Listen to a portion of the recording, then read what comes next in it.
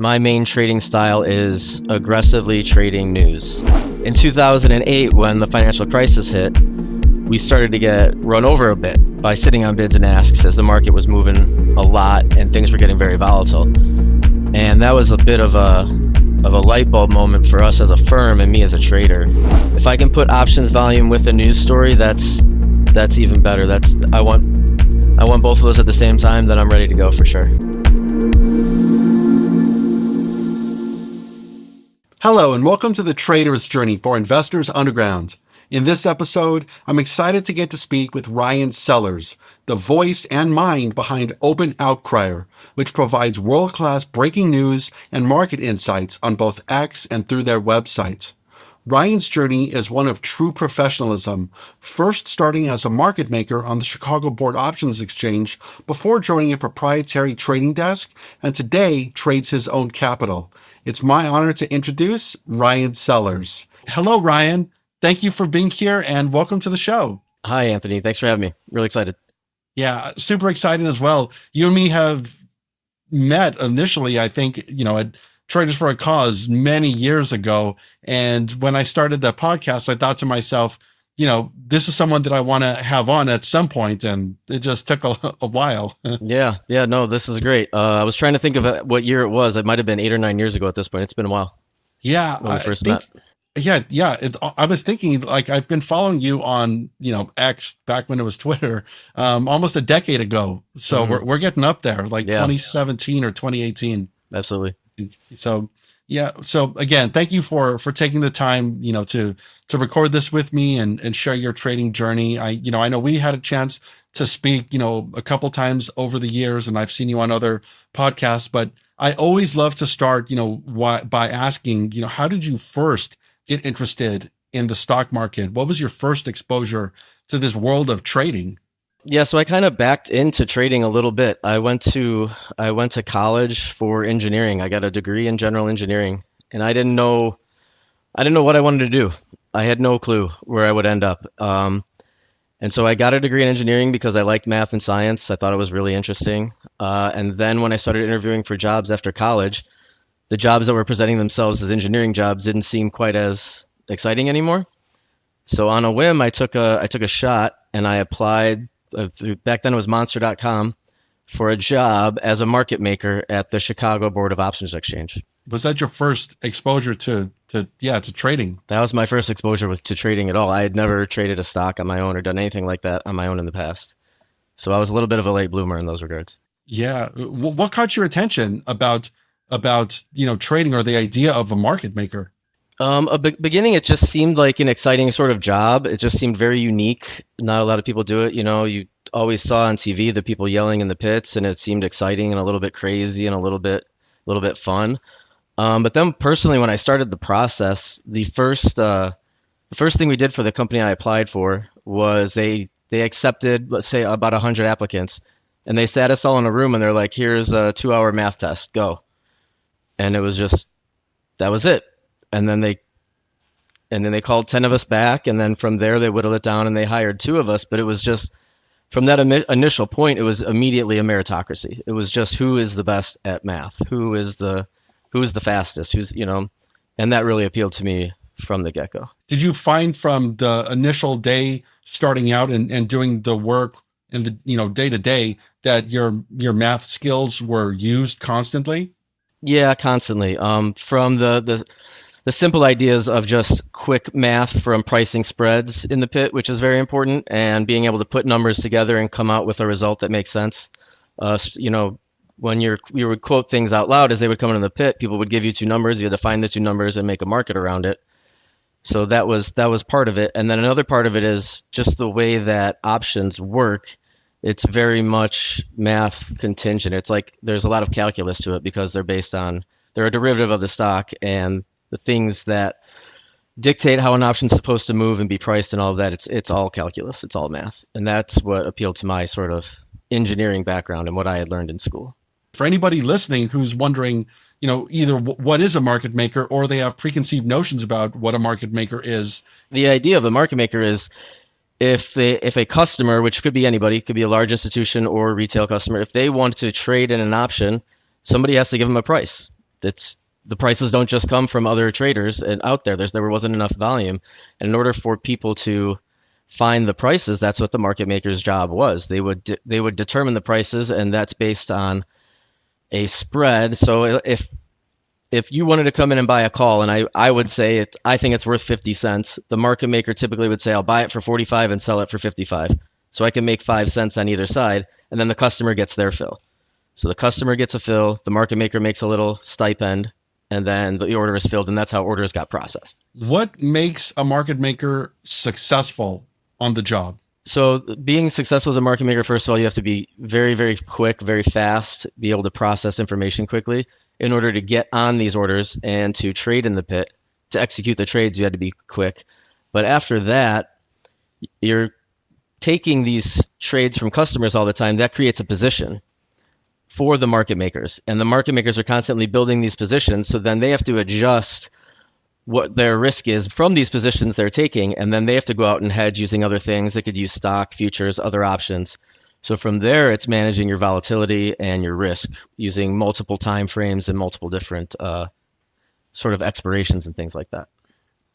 Was there anything about that role that surprised you that maybe you just didn't see, from day one or even before then, that you were going to be doing day to day, or things that, maybe you learned in school that ended up being useful as a market maker? Anything at all that surprised you about the what you were doing day to day? I mean, the surprising aspect of it is it was this weird combination of old school and new school. I was kind of in the crossover from the everything traded in the pit to everything was going electronically. So I felt like I was during the transition times. This was 2002 to 2005. I was there for 3 years. And so it wasn't just everybody in the pit. Everybody in the pit had a handheld computer now. So now you're looking at your computer while you're also barking quotes. So it was surprising to see the transition from old to new and how some people were able to process it, some people weren't. And it was kind of a very interesting transition period that I was really fortunate, I feel like, to get the experience and be a part of. Was there anything in particular that when you look back, you realize that you learned at that time that you're still utilizing very much today, and it was because you had that experience rather than just starting out as so many as a retail trader? Yeah, just sort of you really learn about volatility, and you really learn about how volatility affects an options price and how volatility should be correlated across option series, expirations, and different strikes. And being able to recognize how that volatility ebbs and flows and moves, you're able to identify discrepancies. And when you identify a discrepancy in the market, that's where opportunity lies. Would you say that your math skills have helped you in the market in this way? Yeah, absolutely. I was definitely using a lot more math as a market maker during those times than I probably am today. It's a little bit, my trading style is much simpler, and I'm not doing such complex things such as pricing out all these exotic spreads or things like that. But every once in a while, the ability to go back and pull on those skills and draw back on them when something doesn't make sense in the market, and to be able to try to look for what's going on and to kind of sort of figure that out. Those skills are kind of still there in the back of my head that I can rely on, which is pretty neat too. Talking about your trading and your trading style, can you talk a little bit about what happened after, you were as a market maker, working in that capacity? Can you talk a little bit about the next position that you took? I understand you were working in a prop firm. Can you talk a little bit about that transition from market maker to prop firm? Right. So I worked on the floor for 3 years. I was a market maker for 3 years, and then our company left the United States. It was a Dutch firm, and they were like, "We're gone. We're pulling out." And so initially, I didn't know what to end up doing, and I found this prop firm, and I was like, "Oh, this will be a great job to bridge me to the next big firm that I can go and work at." Bridge the gap was my thought process. And then I ended up working at the prop firm for 12 or 13 years. I was there for a very long time. And the appealing thing about the prop firm was you have a deal with a proprietary firm, and it is very cut and dry. You make X, you pay us X, and there's no gray area. If you do well, you're making money. If you don't do well, you're not making money. How simple that was to know, and to not be part of a firm based on how the big firm does, and to be waiting for your bonus. that was very appealing to me in the prop world. Um, when I started prop trading, we were trading a kind of a market maker type of strategy where we would find large options classes and we would sit on their bid and ask, and we just kind of scalp around in the middle.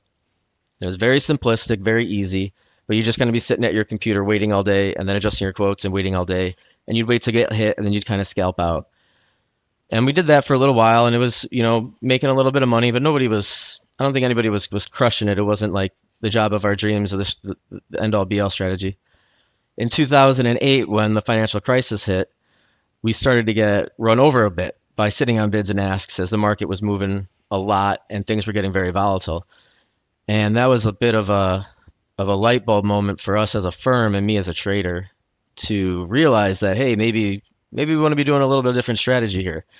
And so we went from market makers and we flipped to market takers right around 2008. Instead of sitting on bids and asking waiting to get hit, we started to look for the opportunities of the big stock moves. When were the times that we were getting run over, and how can we be the people running people over and not the people waiting just sitting around and getting hit?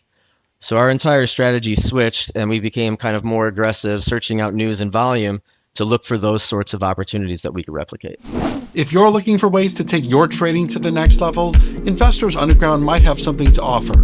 You'll have access to courses and mentors to learn from, some of the best technology available for scanning stocks and breaking news, and access to the chat rooms where you'll find a vibrant community of focused traders who share their trade ideas in real time each day.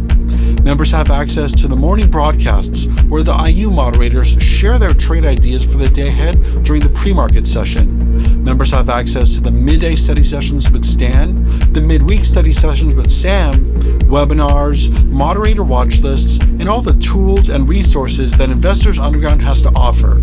Listeners of the Trader's Journey can access exclusive membership deals available at investorsunderground.com/journey. And now, back to our episode with Ryan Sellers.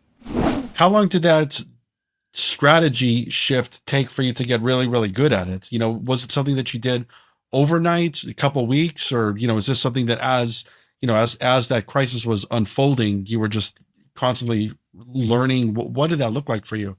It took some getting used to, definitely, but it evolved during the financial crisis. I still remember people buying like Bear Stearns $5 puts and thinking, what the hell are they doing?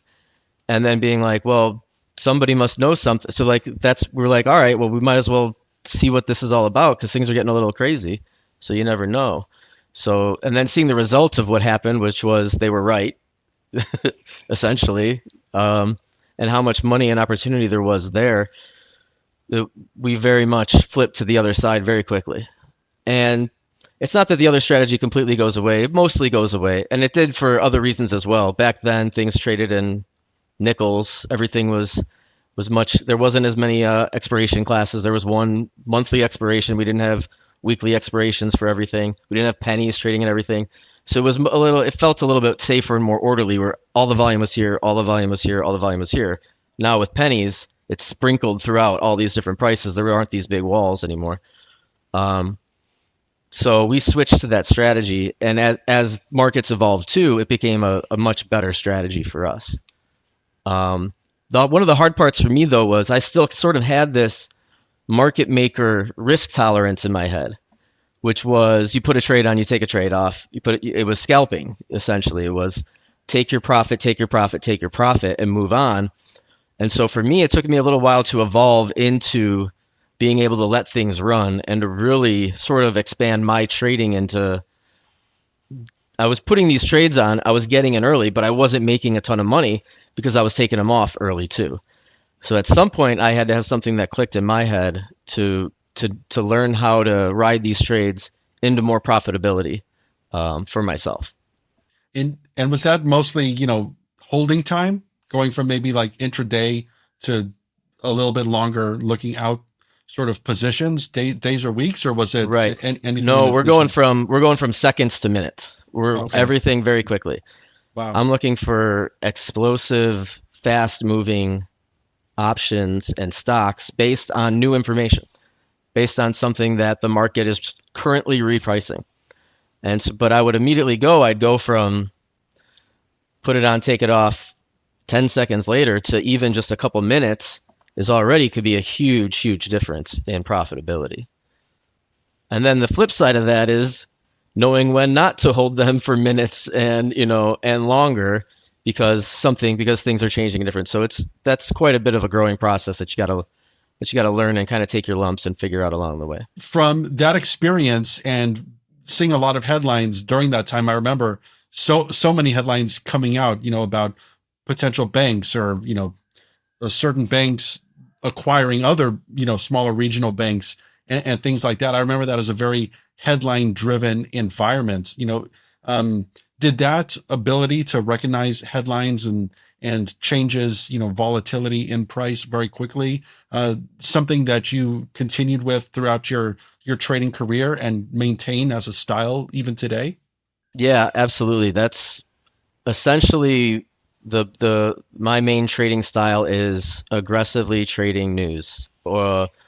And then we also use a lot of options volume to try to sort of decipher where news might be coming from.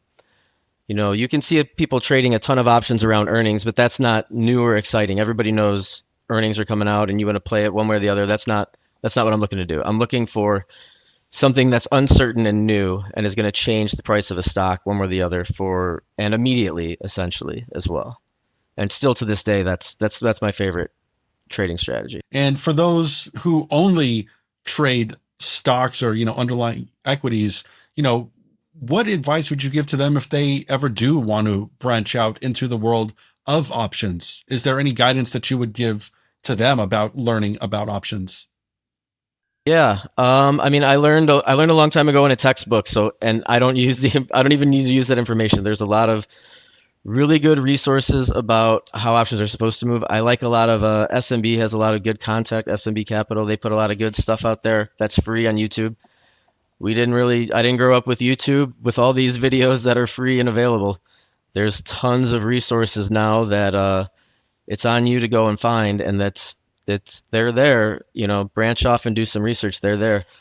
One of the reasons why I stick to options and I trade options almost exclusively from the long side, meaning I buy them, I purchase them, is it creates known risk. If I buy an option for 50 cents, I can only lose 50 cents. So I know what my risk is every time I put a trade on. I don't trade from the short side because there's unknown risk. Theoretically, it's unlimited risk if you get ripped to the shorts. If I short that option for 50 cents, it could go to $50, and blow you out. So I like to trade options on the long side. I can trade whether a stock goes up or down by buying calls or puts. So I still have the ability to trade which direction a stock is going to move, but this caps my risk and it creates a known quantity for me. Okay. Yeah. Yeah, absolutely.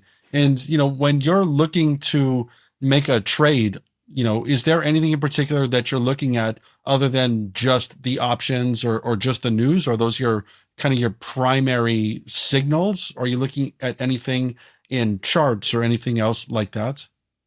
News and options are the main two. The next things that go into executing the trade is what does the option market look like? Which strike you have to choose which strike you want to go to. There's some selection that goes into this. Do you want to buy a 50 delta at the money option? Do you want to go further out for something a little bit cheaper and hope that the volatility rises? So there's nuance and some sort of trading style that goes into even this. We have guys in our room that like to put on the cheapies for size, and then there's other guys who like to trade the expensive ones that move more like stock. You can trade it in the money option, and you're essentially trading it like it's a stock, and it'll move like the stock, but you still have the same risk knowledge, and you get the leverage bonus of trading the options. So looking at those markets too, I want the spread to be nice and tight, so I know if it doesn't go my way, I can get out for less. A lot of times these days, unfortunately, when a stock starts to move, if you see it spike right away, option market makers now pull their quotes and they get too wide. And then I can't trade or I have to find where the market really is. The market might normally be, let's say, $1 at $1.20, but the market just spiked and now it's 50-cent bid at $3. So I don't want to pay $3. I only think it's worth $1, but I got to try and figure out where that price is. So I might have to sneak some orders in, $1.10, $1.20, $1.30 to try and get it on. And while I'm doing that, the stock might be moving higher. So there's a little bit of a time and risk things that go into this that you got to get used to as well.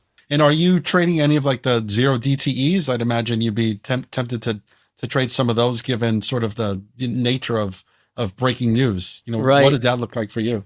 Typically, I would try not to, but there's certain moments when it's very hard to avoid trading them actually.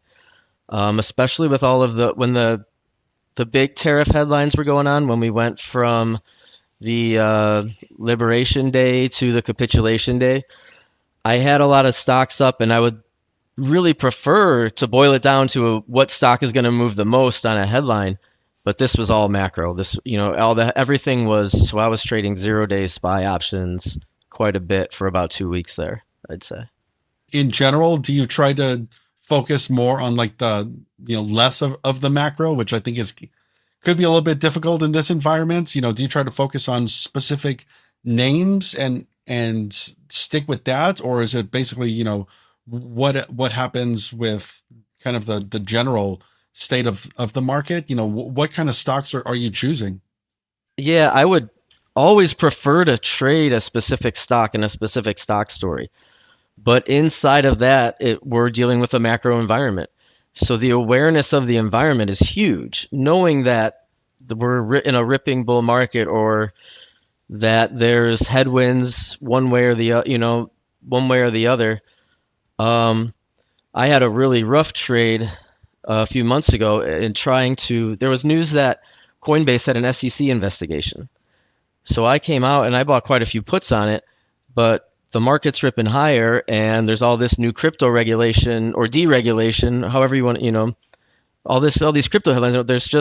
There was too much of a bid in crypto. The stock didn't care, and because I was so stuck on the specific news story, I got crushed. I couldn't get out of my own way, and then hindsight, there's other factors involved. So the awareness of the macro or the sector sort of specific, even if it's not stock specific, but the sector specific sort of headlines and leans and environment, it's very, very important. Definitely. Can you talk a little bit about, risk management in your trading style? I know you mentioned, you're interested more in just buying, either buying a put, Mhm. buying a call. Is there any other sort of guidelines or, safeguards you put in place to keep yourself in check and not let one trade turn into a horrible trade that runs against you in a significant loss? Yeah, this is probably the area where I need to make the most improvement still. I think it comes unfortunately from the idea that I've had some success. I've had some really good years, and with that probably came a little bit of hubris and a little bit of overconfidence in my own abilities. And so every once in a while, if you take a big loss and you can bounce back, you feel a little bit bulletproof, you feel a little bit invincible, and there's a balance there, right? There's a little bit, you want to be resilient, you want to be able to learn from your mistakes and power through them, but when you continue to make the same mistakes over and over, even if you get bailed out for one reason or another, you really have to be self-aware. So setting your stops and listening to them, and then an honest review of yourself and how you're doing. Another big thing I do is if I'm going through a rough stretch, I tend to stick my head in the sand a little bit and just pretend like it's not happening. And then I distract myself until I can show up the next day thinking I'm going to flip and turn things around. But it's hubris to think I'm going to turn things around when I don't change my behavior. I'm not addressing the causes of why I'm having these losses because I'm stubborn and I'm overconfident, and I'm not reacting to what I'm seeing in front of me. I'm thinking I'm something that I'm not. And the market will humble you every time, I promise you.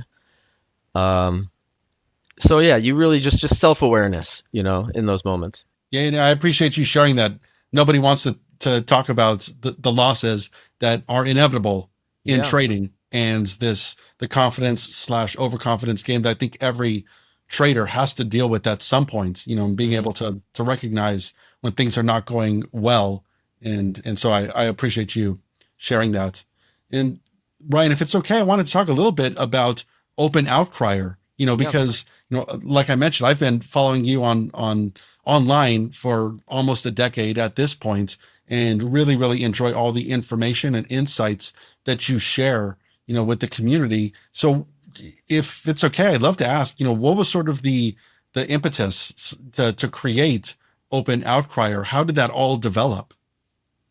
I have a couple of partners, but I'm like the main voice most of the time. And it was probably around 2011 or 12 when we just started using Twitter as a resource.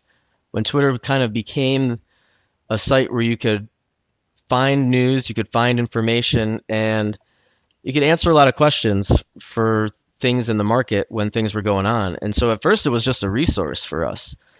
And after a while we started seeing things and thinking like, man, like we're seeing things minutes before it's on Twitter.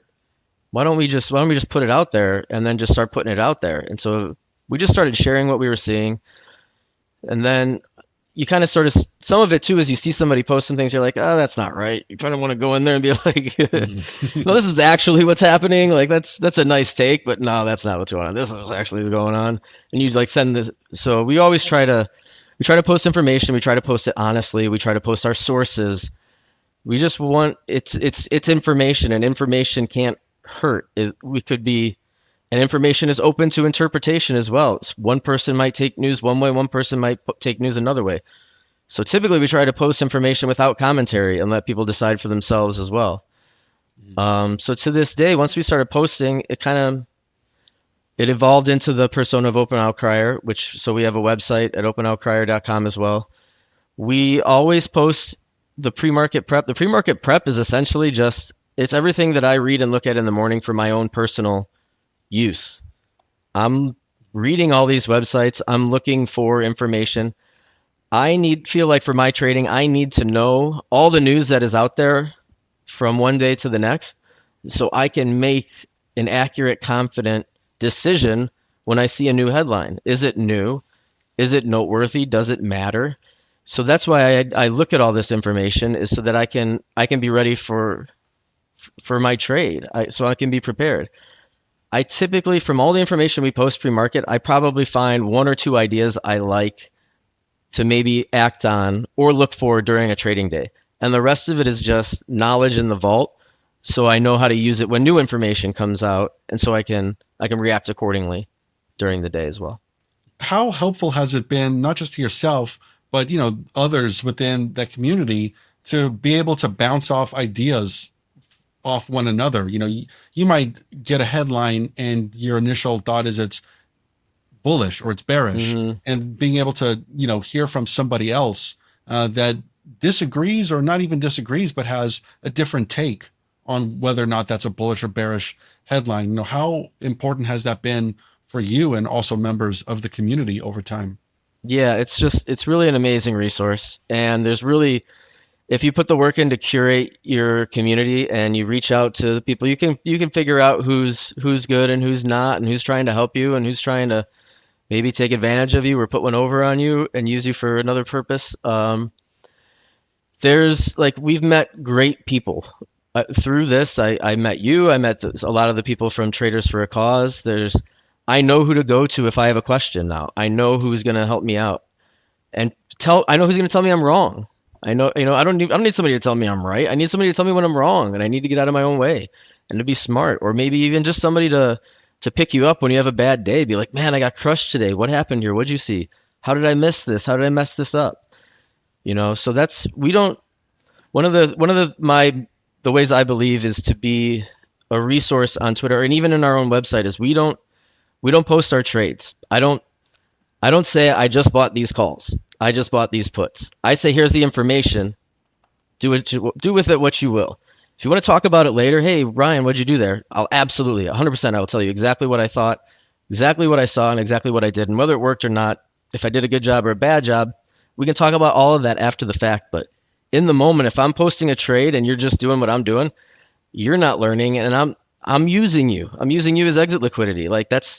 It's not helpful. It's not. Neither of us are being good sports in that situation. So post the information, do with it what you will, and then later we'll sort it out, and then we'll be able to figure it all out. Absolutely. I like that. I think that's a really, really nice way of thinking about being able to use the information that somebody gives you in an independent way and not having to sort of not blame, but kind of loop them in or have anybody else to hold yourself accountable when Right. at the end of the day, that's ultimately who matters is the person pressing the buttons, right? Hmm. Yeah. Very much so. Yeah.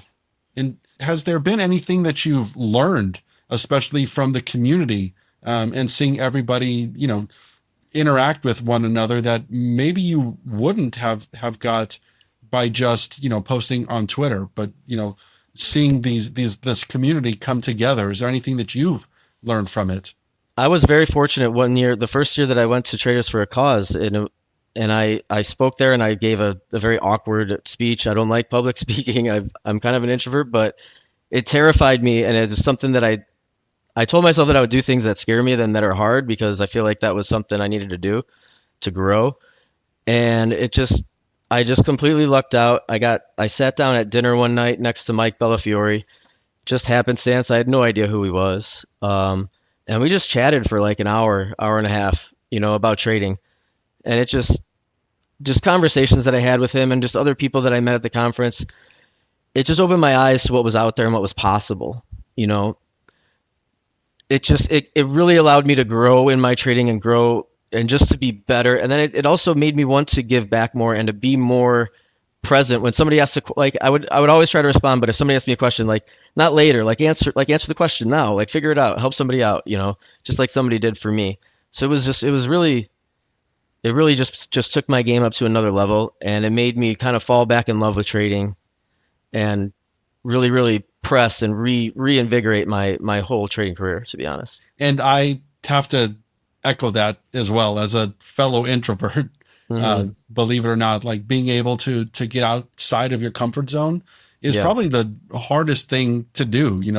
Sweaty hands and shaky voice kind of stuff is, in my experience as well, to echo your point, has been some of the biggest growth. Related to that, I wanted to talk a little bit about, kind of the trap that retail traders can fall into, maybe by isolating themselves and thinking that they can do this all alone. Hmm. Some people can, but, could you talk a little bit about kind of the trap that you see some retail traders fall into, either thinking that they have to make money quick or thinking that trading is easy, things along those lines. Yeah. Trading is it's kind of a lone wolf. It feels like a lone wolf, very lonely sort of career for most people, where you're kind of just sitting in a room by yourself on a computer, uh, doing your thing, for better or for worse. And so you got to find your people, you got to find your tribe, find your people, figure out people that are like-minded, that share your values and are looking to help you out and not looking to get one over on you. It might take some time. It might take some trial and error. It's okay to join a group and leave a group and move on to another one. So putting yourself out there to finding those things, which takes some time and effort, definitely. Um, I went from trading on the floor to sitting in an office with a bunch of other people to being at home by myself. So I'm like reverting into my shell. So I got to every once in a while I remind myself, oh yeah, call that person or send that email or send that text or whatever and pick up the phone. And every once in a while, like it's gotten away from me. It's gotten hard for me. I've I've talked to psychologists before about helping me out through a tough time when I felt like I was beating my head against the wall professionally and I couldn't get out of my own way and it was affecting me outside of the work hours, affecting the way I felt when I was around my family and I was all locked up for all the time. So making the hard choices and doing those things, it's a struggle. There's no doubt about it. Like you might have some great years even, and then it can go away. So just being a little bit self-aware, and it's okay to ask for help, whether it be Yeah. from another person or someone you don't even know. You don't know. There's generous people out there. Give it a Yeah. shot. Yeah, that's incredible advice. And I haven't really met a trader that hasn't went through either a drawdown or a tough period. And I think especially for traders, with no guarantee that the next day is going Hmm. to be a green day or profitable day. Same with a profitable year. I mean, traders tend to be extremely hard on themselves if there's no one, especially around, to kind of pick them up. So Right, definitely right. echo that. It's a very unique sort of pain that you deal with because I don't know how I handled it. I put it all on me. It's all on my shoulders. I did that. I messed up everything for so you're just constantly beating yourself up and beating yourself up. And so you got to find some way to break that cycle because that's not healthy at all. Yeah, absolutely. Absolutely agree. And when you look back, at your trading journey up until this point, is there anything that surprises you about the trajectory of it, or, things that you've learned along the way, or even your strategy, anything like that when you look back, kind of like, Um, oh wow, that's not what I expected. a lot of it isn't how I expected. At one point, jumping from one thing to the next, it's never how you think it's going to shake out. And some of the hardest moments in my career, from like the first time I guess I was technically, I was fired. The company, as a market maker, I was fired because they were like, we're letting you go. We're closing up shop. I was angry. First time I ever got fired. And then I was with the prop firm for a long time, and the prop firm ended up going under for other reasons, where it was another one of those crazy trading stories where one of the partners blew up the whole firm and took everyone's capital with it. And it was like, what am I going to do? What's going to happen? And then you just build from that and grow. And you're like, oh, I'm so much better off now than I was because I was angry. I reinvigorated myself. I refocused everything. I used that to go and get that money back. I refocused myself on what mattered, and I was like, screw this. I'm not going to let it kill me. Like, yeah, that sucks, but I'm not going to let this guy mess me up. Kind of mentality. Trying to take those situations. You never know what's going to happen.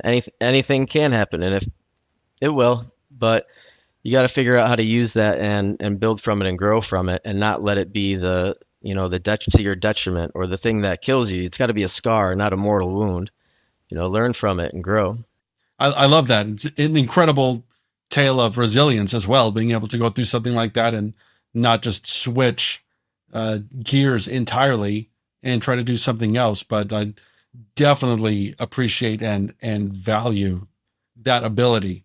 It's kind of a telltale sign of what traders, the successful ones I've been fortunate enough to talk to, will mention, is being able to kind of crawl out of that fire, being able to pick themselves up at a time when most other people would just call it quits.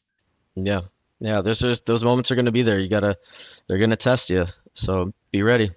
Yeah, yeah. And for anybody listening out there who feels that they're at that sort of moment where things are not going their way, maybe they're not consistently profitable yet, or they're bleeding out an account, is there any advice that you would give to them in general? Sometimes I find that people are squeezing a little bit too hard. It's you might need to take a step back in order to build back up. I know that if I feel like I'm really banging my head against the wall for a period of time, or if you're trying to learn something and it's not clicking, sometimes you gotta get a sort of an aerial view of the whole thing, instead of when you're in it, you're just in it, and you can't really see your way out of it in that moment. So taking a step back, and the way to get out of a hole, what you got to do first? Stop digging. You know, sometimes when you're trying to do better, you're trying so darn hard, but you just can't do it. You just keep making things worse and worse. Take a day off, take a week off, like come back to it with a fresh set of eyes and a cool head, and you'll be better for it, I think. If it's okay with you, Ryan, I'd love to go through sort of a lightning round set of questions to end this episode. Is that okay? Yeah, sure. Awesome. The first question that I have is, for you, what do you consider to be your greatest strength as a trader? Speed and recognition, the ability to see something and act on it right away, not hesitate. Has there been one most memorable trade for you throughout your career? My most memorable trade was how I completely botched capitulation day this year. I'm still stinging from that one. That was probably the best opportunity I've seen in my entire career, and man, did I mess that one up pretty bad. You and me both. Side note. Is there one particular indicator or, you know, resource, signal that you use most often in your trades that helps you? That's tough because we get our information from everywhere. So it's wherever I can find that information that's the fastest and first. But other than that, for me, having a good option screener, if I can put options volume with a news story, that's even better. I want both of those at the same time, then I'm ready to go for sure. Do you have a favorite time of day to trade, or based on your style, is it just whenever news breaks? I try to avoid the very, very open. There's a little bit too much chop in there to discern anything. So right after you open for our central time, I'll say about 9 to 10, 9 to 10:30 I like the best. And my favorite day of the week to trade is Friday for options expiration. Is there anything that you do away from the trading desk that you believe helps you as a trader? Getting out and playing sports with my kids. I got three active boys. We can throw the baseball around, kick the soccer ball around, or if I need it, just going for a hike, something in nature with no headphones and no cell phone. Like I got to hear the birds chirping and look at the trees and the sun and get out of my office for a while. For those who are having a hard time deciphering sort of the tariff or breaking news kind of cycle that we're in, recording in June 2025, what advice would you give to them? I'm so in it. I'm so involved with the headlines that it's tough to say take a step back and to try to ignore them. But it depends on your time frame. If your time frame is seconds, then sure, pay attention to the headlines. If it's not, please don't. For those listening who would love to learn more about you or Open Outcrier, how can they do so? Yeah, check us out on X or Twitter at Open Outcrier and send me a DM if you have any questions about anything. I'm happy to answer any questions. Or come check out our website, www.openoutcrier.com. We do live breaking news during the trading day there, and we also send a free email, pre-market email of all our posts you can sign up for totally free of cost. Incredible. Yeah. And anybody who isn't already following Ryan and Open Outcrier online on X, I highly recommend doing so. It's a treasure trove of great insights and information. So highly recommend that and go check out Ryan at Open Outcrier. Ryan, thank you so much for Thank taking you, the Anthony. time to talk with me Absolutely. today and to share your trading journey. Thank you. All right. Bye-bye. We hope you enjoyed this episode of The Trader's Journey. We have additional episodes we believe you might also like, so don't forget to subscribe. You'll be notified of upcoming releases the moment they're available. Thanks for tuning in.